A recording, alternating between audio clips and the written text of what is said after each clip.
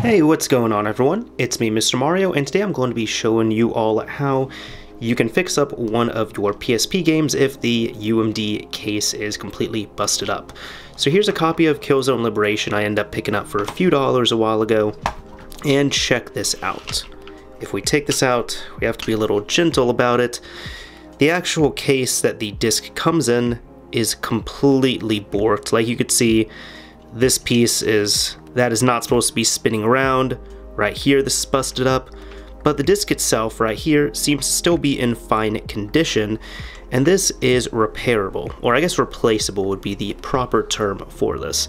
So this is quite simple to do, but just be aware that you are going to have to take some caution taking this apart, and you are going to have to buy another tool or another piece here. So for this, you're going to need a new UMD casing. I have one right here. You can get them quite cheap online on Amazon, AliExpress, eBay. I'm going to put links for all of them down below in the description, and they're generally cheaper if you pick up a pack of them as opposed to one or two. So for this, what we're going to be doing is we're going to be swapping out the disc itself from this UMD, I guess, carrying case, or really just taking the disc out of here and popping it into here. So again, when you do this, this is going to require some caution because we are going to be breaking the plastic casing itself. So you'll just have to be a little bit careful with this, but generally what you can do is kind of go around here and just slowly take this apart. Now be careful to not touch the bottom of the UMD disc itself, because we're just going to be taking apart the plastic.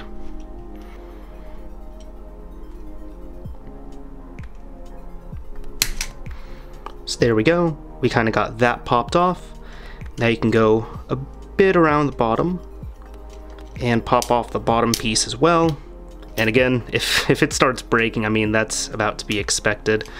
And even this we can kind of just take out here. But if you can access the disc at this point, which I was able to, you could then take that out directly as such. But if you are still having to go around the casing, just again, kind of slowly get your fingers in like certain parts here and take it apart as best you can. This one's a little bit harder to do because literally half of it came off, but once you get the disc itself out, you can also use this opportunity to clean it up or anything if you'd like to. This one seems to be fine enough, but make sure that the little metal spindle, I guess you can call it, is still in there. And at this point, we can get the new casing we're gonna put this in. So here's the new one. Unfortunately, it doesn't look as cool. Many a times these will come in this, see-through plastic. They're not going to have the white accents. But with this, you can just carefully take it apart as such. Take your disc with the label side up. Pop it in like so. Make sure it is snug. And then just close this up as such. And it's really just going to snap into place. So once you get it lined up, was able to hear that. There we go. And kind of just gently go around the rest of it if you need to. And that should be about it. So as you can see, that disc has been completely swapped out. And if you're not familiar with this, this might even look familiar to you with games you might have purchased secondhand. So if you ever buy a game and it comes in a clear casing like this, that means that the original has somehow been ruined, destroyed, was not in good condition, and a previous owner ended up swapping it out into this. So what I'm going to do is I'm going to pop this into my PSP and verify that it works. Alright, so I've got my PSP here. I already actually have a game inside of it, so let me pop out my Medieval. Here is our Killzone Liberation, which we just fixed up. Pop that in, and let's verify this.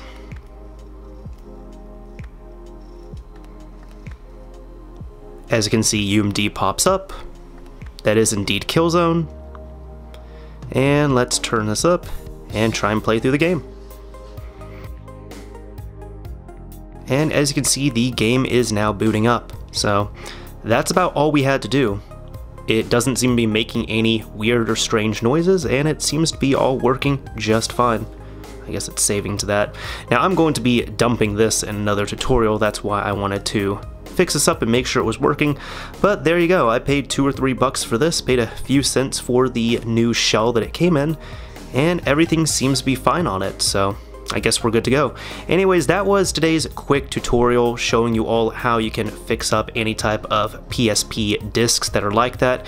Now be warned that these are, again, going to be like regular discs, so if the disc itself, not the case, if the disc itself is scratched up, if it's cracked, if it's smudged, I mean you can clean it, but if it's super scratched or if it's cracked, you're really not going to be able to fix that. But make sure you keep that metal spindle in, the disc is in good shape, and once you swap it over, you should be okay, and you should be working as shown right here.